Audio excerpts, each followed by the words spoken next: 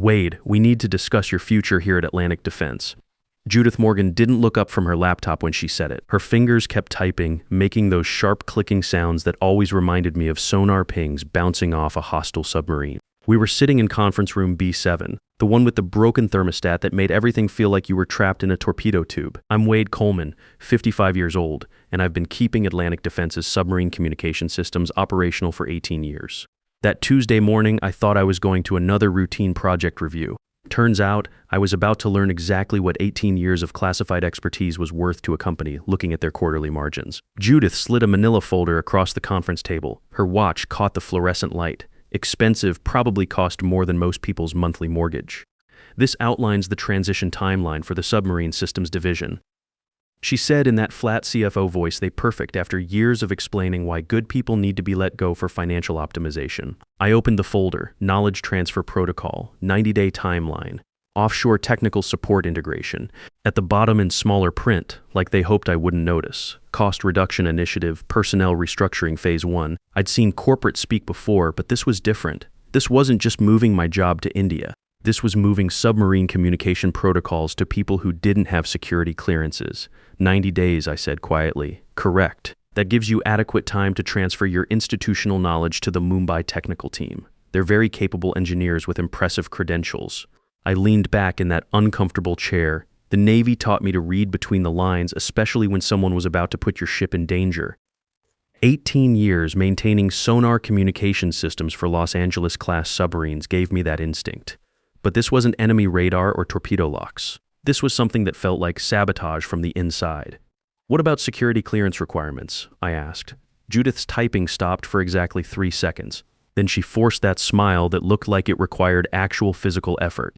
The offshore team will handle non-classified systems integration while maintaining proper security protocols. Submarine communication arrays are classified at the TSSCI level. I said evenly. Every component, every configuration, every troubleshooting procedure. There's no such thing as non-classified submarine systems integration. The smile got tighter. Wade, you're being unnecessarily technical. The business requirements have been thoroughly analyzed. Cost projections indicate significant operational savings with equivalent service delivery. I let those words sink in for a moment. Equivalent service delivery. In the Navy, equivalent meant someone might die if you got it wrong. When a submarine's communication system fails 400 feet underwater, there's no margin for error. No customer service ticket, no 48-hour response time. You fix it immediately or people don't come home. I've personally maintained emergency communication protocols for 23 submarines over the past 18 years, I said. I've prevented 8 critical system failures that could have left crews stranded without surface contact.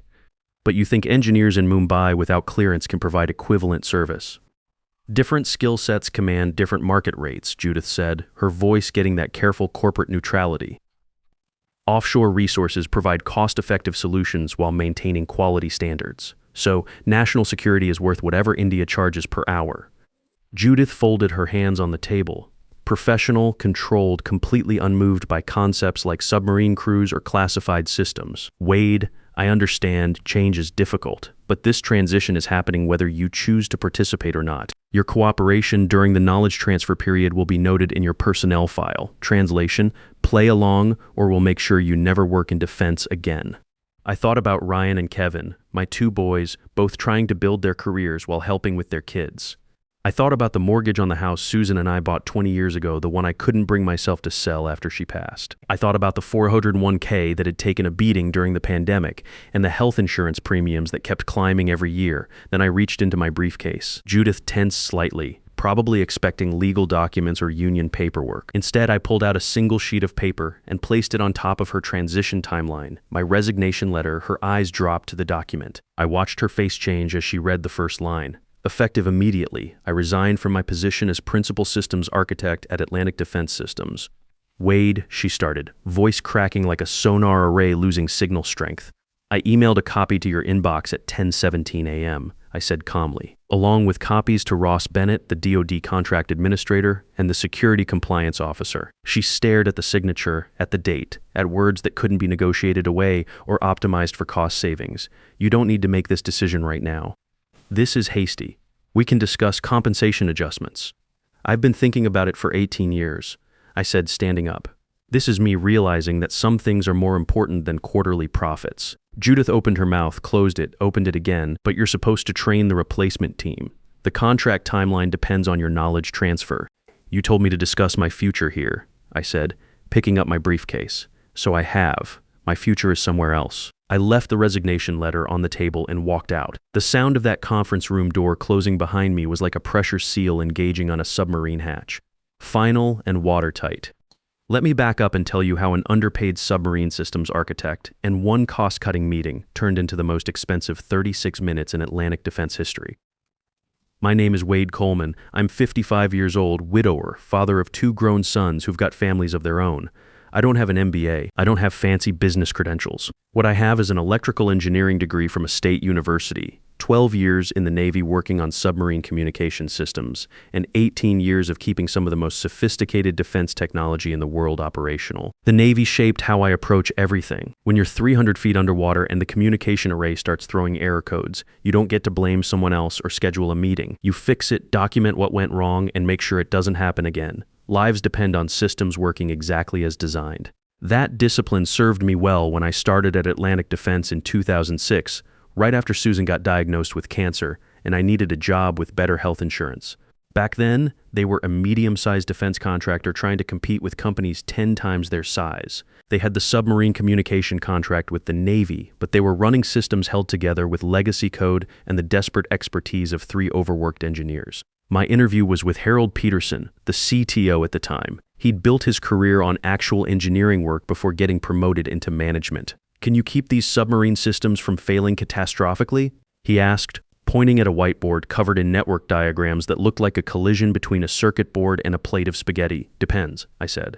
"Can I actually fix the problems, or will I just be applying band-aids? If you can justify the changes and keep the Navy happy," he said, "you can rebuild whatever needs rebuilding." He hired me that afternoon. For the first 6 months, I just learned the systems. Sat in on emergency calls, read incident reports, traced signal paths, talked to the technicians who'd been there long enough to know where all the problems were hidden. The pattern was clear: reactive maintenance, no preventive monitoring, and documentation that was either missing or dangerously outdated. By month 7, I'd identified 12 critical vulnerabilities in our submarine communication infrastructure, not theoretical problems. Real failure points that had actually caused communication blackouts during training exercises. I documented everything, quantified the risks, estimated the cost to fix versus the cost of leaving submarine crews without reliable contact. When I presented it to Harold, he asked the only question that mattered: how long to fix all of this? 18 months of dedicated work, I said, and the authority to push back when people want shortcuts that compromise crew safety. "You have both," he said. I rebuilt the monitoring systems first because you can't maintain what you can't see. Created real-time diagnostics that showed not just whether communication arrays were working, but how close they were to failure. Signal degradation patterns, component stress indicators, all the early warning signs that let you prevent emergencies instead of just responding to them.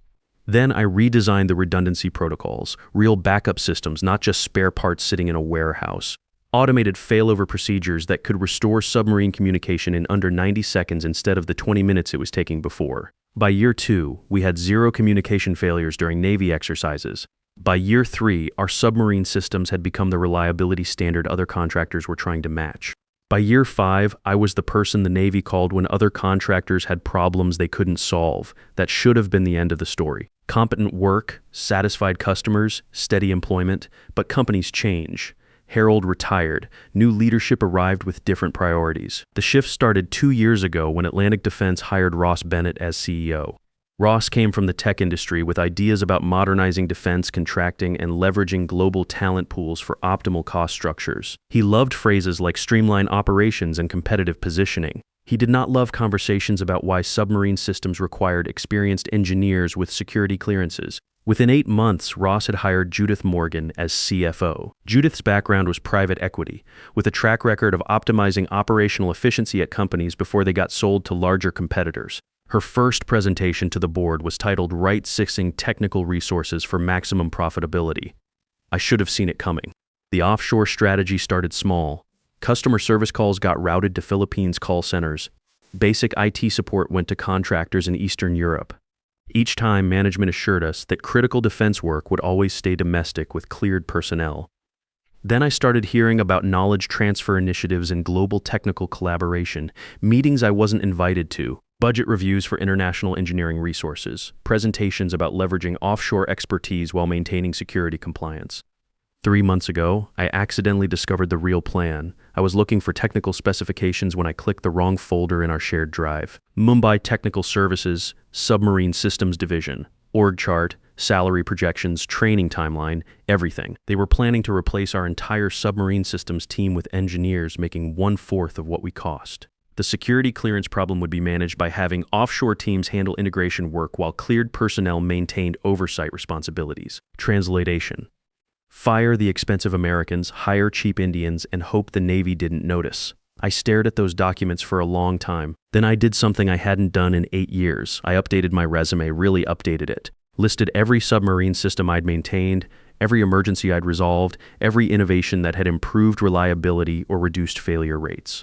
The list was longer than I expected. The communication array upgrade that increased signal clarity by 40%. The emergency protocol revision that cut response time from 20 minutes to 90 seconds. The predictive maintenance system that reduced unexpected failures by 85%. I sent my resume to 4 defense contractors I'd worked with over the years. Within a week, my phone was ringing. Within 2 weeks, I had 3 serious offers. Within 3 weeks, I'd accepted 1 principal systems engineer at Deepwater Defense Solutions. Base salary $315,000, bonus target 20%. Stock options. All I needed was the right moment to leave Atlantic Defense. Judith gave it to me by 11:45 a.m. My security badge had been deactivated. By noon, my system access was being revoked across all classified networks. By 12:15 p.m., I'd cleared my desk and walked past 6 colleagues who suddenly found their computer screens very interesting.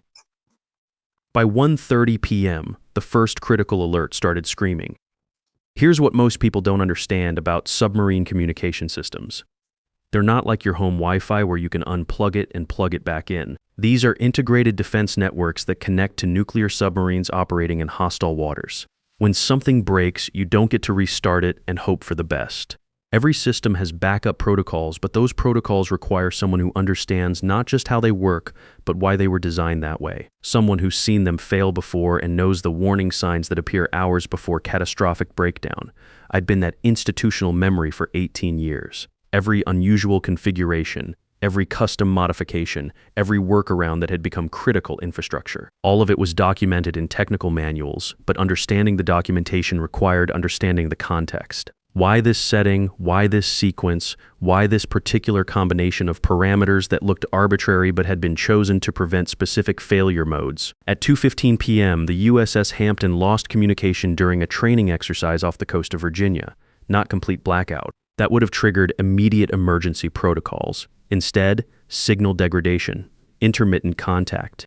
The kind of failure that makes submarine commanders nervous because they can't tell if it's equipment malfunction or hostile jamming. Lisa Foster, our senior systems analyst, was on duty. Good engineer with 6 years of experience, but she'd never seen this particular failure pattern because I'd always caught it during routine maintenance and fixed it quietly. Lisa did everything right, opened diagnostic sessions, examined signal logs, looked for patterns. She could see the symptoms, signal strength declining, error rates increasing, backup systems cycling, but she couldn't identify the root cause. At 3:20 p.m., the USS Albany reported similar problems, 2 submarines with communication issues during the same exercise. That's when the Navy started asking serious questions. At 3:45 p.m., Priya Sharma walked into our operations center. She was the lead engineer for the Mumbai team flown in specifically for knowledge transfer sessions. Smart woman with impressive credentials and 0 experience with classified submarine systems. "What is the current status of the communication array diagnostics?" she asked Lisa. "We're investigating signal degradation across multiple platforms," Lisa replied, not looking up from her screens. "Appears to be related to signal processing algorithms, but we haven't isolated the specific component failure. Have you attempted system restart procedures?" I can only imagine the look Lisa gave her. In submarine communications, system restart during active deployment is like suggesting a surgeon restart a patient's heart to fix a broken thermometer. You can make things exponentially worse very quickly. Submarine systems don't get restarted during training exercises, Lisa said. We need to identify and fix the problem while maintaining operational capability. How long will that require? I don't know. This isn't a standard failure mode. Priya pulled out her phone. I knew she was calling Ross Bennett. Ross arrived 12 minutes later. I could picture his expression perfectly, that carefully controlled look that meant he was calculating how much this crisis might cost him personally. Where's Wade? He asked immediately. He resigned this morning, Judith said. Over compensation restructuring concerns, I would have paid money to see Ross's face in that moment. You let our submarine systems expert walk out the door today? He made an emotional decision, Judith said defensively. We can't hold the company hostage to one employee's unreasonable demands. Ross left immediately. I know because at exactly 4:23 p.m. minus 36 minutes after I'd walked out of conference room B-7, Ross Bennett was standing outside my house, ringing the doorbell like someone whose entire career was about to disappear. Wade, he said when I opened the door. His normally perfect suit was wrinkled, tie loosened, hair disheveled. This was a man who prided himself on control, on having contingency plans for every possible scenario. Seeing him like this was better than any raise they never gave me. We need you back immediately, he said. The submarine communication systems are failing. The Navy is threatening contract suspension. 2 subs are operating with degraded communications during a training exercise. I looked at him through my screen door. I don't work there anymore, I know, but we need your expertise. The lives of submarine crews could be at risk. That sounds like your problem, not mine. His jaw clenched. Wade, please. Just for today, we'll pay you consulting rates, whatever you want. I shook my head slowly. No, why not? Because 36 minutes ago, your company made it very clear what my expertise was worth to you. So now you get to learn what submarine crews are worth without me. I closed the door and turned the deadbolt. Ross knocked 4 more times, each series more desperate than the last. Then I heard his car start and drive away, back to a crisis that was getting worse by the hour. I made myself a cup of coffee and sat down to fill out onboarding paperwork for Deepwater Defense Solutions. My phone buzzed with text messages, missed calls, Slack notifications from an emergency incident channel. Someone had added me to despite my access being revoked. I ignored all of it. The crisis lasted 28 hours. I didn't watch it happen, but I heard about it afterward from Lisa, who called me a week later after everything settled. By 6 p.m., both submarines had returned to port operating on backup communication protocols. The Navy launched an immediate investigation into Atlantic Defense's system reliability. The DoD contract administrator sent a formal notice of performance concerns. By 9 p.m., Ross had called in emergency technical consultants. The lead engineer spent 4 hours examining our systems and finally admitted what everyone already knew. Without the original architect, this could take days or weeks to fully diagnose and repair. Ross looked at Mark Rivera, our current technical director. You're telling me we're dead in the water because one engineer quit. I'm telling you we're dead in the water because we treated that engineer like he was disposable, Mark said. And now we're learning what happens when the one person who actually understands these systems isn't here to save us. The consulting team worked through the night. 6 specialists at $850 per hour each, trying to reverse engineer 18 years of institutional knowledge. The bill hit $180,000 before they made any meaningful progress. The breakthrough came when Lisa remembered something I'd mentioned during a routine maintenance call 6 months earlier. There was an old technical note buried in our documentation system, something I'd written after a similar failure in 2019. It took her 3 hours to find it. Emergency communication protocol troubleshooting, signal degradation patterns and recovery procedures. Everything was there.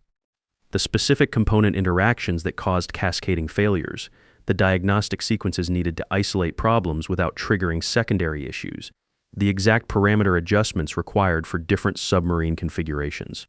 Lisa followed my documentation step by step. It worked. System stabilized, communication restored, submarines back to full operational status. The crisis was over, but the damage was permanent. Within a week, the Navy suspended Atlantic Defense's submarine communication contract pending a complete security and reliability review. The DoD investigation found concerning gaps in technical knowledge management and personnel retention protocols. Translation. They'd noticed that Atlantic Defense had fired their most experienced submarine systems expert to save money on salaries. Ross called an emergency board meeting. Judith was asked to pursue other opportunities. Priya Sharma returned to Mumbai with her team. The offshore strategy was quietly abandoned. Mark Rivera reached out to me 2 weeks later, professional email, carefully worded. They wanted to offer me the position of Chief Systems Architect. $285,000 base salary, 15% annual bonus, stock options, direct reporting to the board of directors instead of going through executive management. I know we made a catastrophic mistake, the email said. I'm asking for a chance to make this right.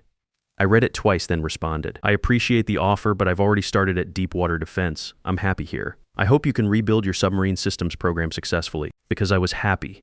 Deepwater Defense Solutions was everything Atlantic Defense wasn't. The founder, Captain Patricia Hayes, had spent 20 years as a submarine officer before moving into defense contracting. She understood that submarine systems weren't a cost center to be optimized.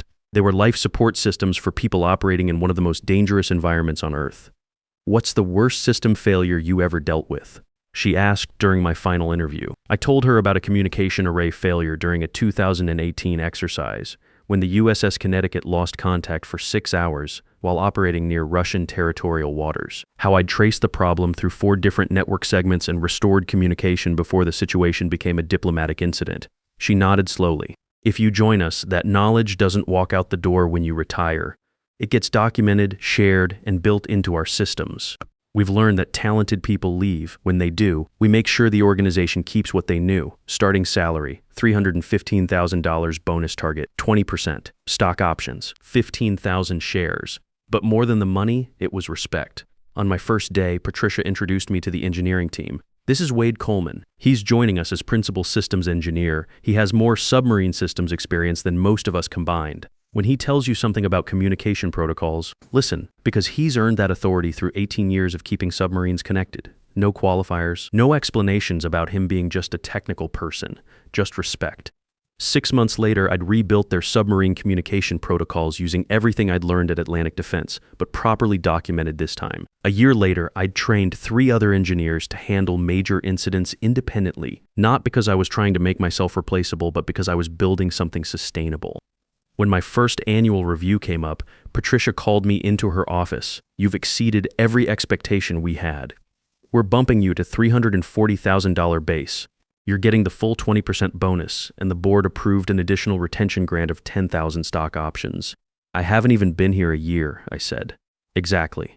We don't wait until you're threatening to leave to recognize what you're worth. We do it while you're here, before someone else tries to recruit you. 2 years later, I got another email from Mark Rivera. Subject line, consulting opportunity. Atlantic Defense was still struggling.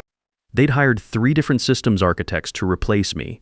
2 had left within 18 months. The institutional knowledge I'd carried was still missing, and they were losing contracts because of it. They wanted to bring me in as an external consultant for quarterly security reviews and knowledge transfer sessions. The proposed rate, $450 per hour. 6-month contract estimated at 200 hours. Total value, $90,000. For context, that was more than my entire annual bonus had been at Atlantic Defense for part-time work. I thought about it for 3 days, then I called Patricia. My old company wants to hire me as a consultant. What do you think? Do you want to help them? Part of me wants to say no on principle. Part of me thinks maybe they've actually learned something. If they're willing to pay you what you're worth now and they've genuinely changed how they treat people, then maybe it's worth helping them. Not because they deserve it, but because you'll know you took the high road. I did the consulting work. Not because I needed the money, but because I wanted to see if they'd actually learned. The first session was with the executive team, Ross, Mark, the new board chair.